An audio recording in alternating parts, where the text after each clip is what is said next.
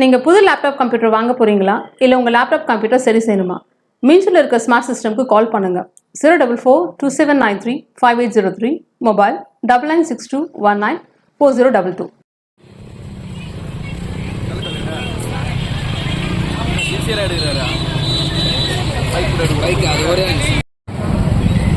நிறைவேற்றிக் கொண்டு வருகிறார்கள். அதன் அடிப்படையில் இன்று வந்தே மாதரம்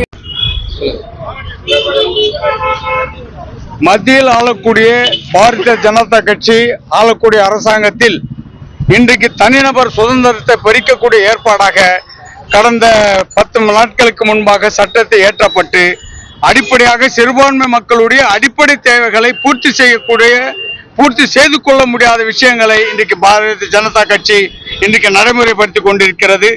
வந்தே மாதரம் பாடல் நாங்கள் ஒன்றும் எதிர்ப்பானவர்கள் அல்ல.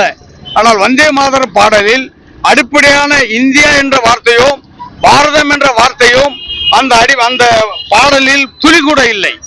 ரவீந்திரநாத் தாகூர் இயற்றப்பட்ட காலத்திலிருந்து இந்திய நாட்டினுடைய அரசியலமைப்பு சட்டம் நிறைவேற்றப்பட வேண்டும், அதில் அனுமதித்தது என்பது இன்றைய பாடக்கூடிய தேசிய கீதம்.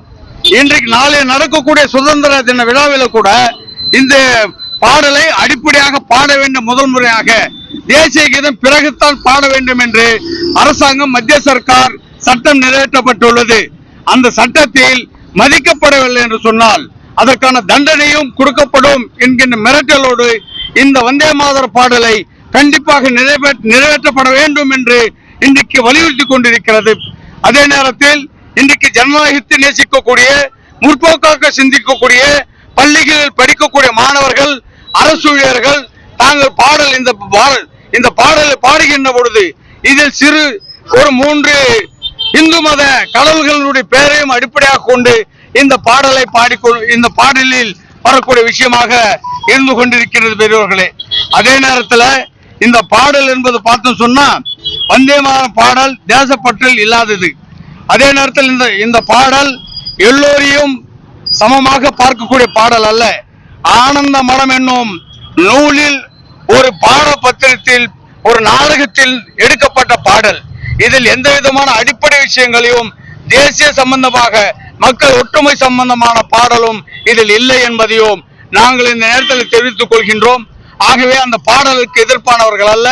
அந்த பாடல் இன்றைக்கு வரக்கூடிய அடிப்படை விஷயங்கள் சமமாக இந்து மத பேதமில்லாமல் சிறுபான்மையர்கள் பேதமில்லாமல் சிறுபான்மையர்கள் சொத்துக்கள் பறிபோகாமல் இருக்கக்கூடிய வகையான சட்டத்தை மத்தியில் ஆளக்கூடிய மத்திய சர்க்கார் இன்றைக்கு அமல்படுத்த வேண்டும் என்பதற்காக தமிழ்நாடு சிறுபான்மை மக்கள் நலக்குழு தமிழகம் முழுவதும் இந்த கண்டன ஆர்ப்பாட்டத்தை இன்று தினம் நடத்தி கொண்டிருக்கிறோம் என்பதையும் உங்கள் மத்தியிலே நாங்கள் தெரிவித்துக் கொள்ள விரும்புகின்றோம். தமிழ்நாடு சிறுபான்மை மக்கள் நலக்குழு மாவட்ட தலைவர் SM ஹனீப்.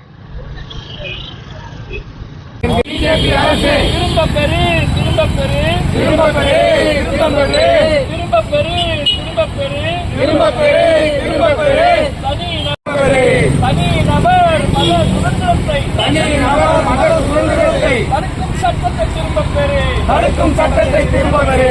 ஒன்றிய அரசு பாஜக எதிராக வந்தே மாதரம் பாடலை முழுமையாக பாட கட்டாயப்படுத்தாதே. தேசிய கௌரவ அவமதிப்பு திருத்த சட்டத்தை திரும்ப பெறு. மத்திய அரசு பிஜேபி அரசு சொத்துக்களை அபகரிக்கும் சட்டத்தை திரும்ப பெறு.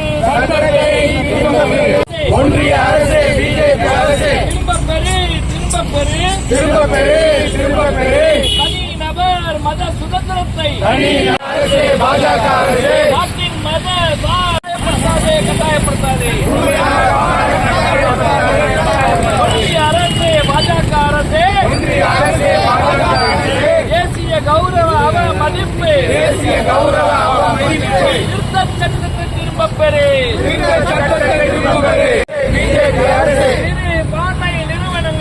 சிறுபான்மை நிறுவனங்களின் சொத்துக்களை அபகரிக்கும்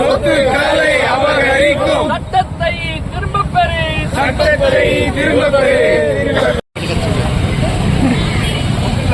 பாடலுக்கு எதிர்ப்பானவர்கள் பாடல் என்பது பொதுவானது. அதே நேரத்தில் இந்திய சுதந்திர வாழ்ந்த காலத்தில் ரவீந்திரநாத் தாகூரால் பாடப்பட்ட ஏற்று கீதம் என்று எல்லாத்தையும் நம்புகிறார் போவார். அந்த கீதத்தை இந்திய நாடு முழுவதும் மிக தமிழ்நாட்டில் பாடலுக்கு நேர்க்கப்பட்ட இந்த பாடலில் ஒரு சில இந்து சாமிகளுடைய பேர் அடிப்படையாக பொதுவாக எந்த விதமான விஷயமும் இல்லை. ஆக நாம் எதிர்ப்பதற்கான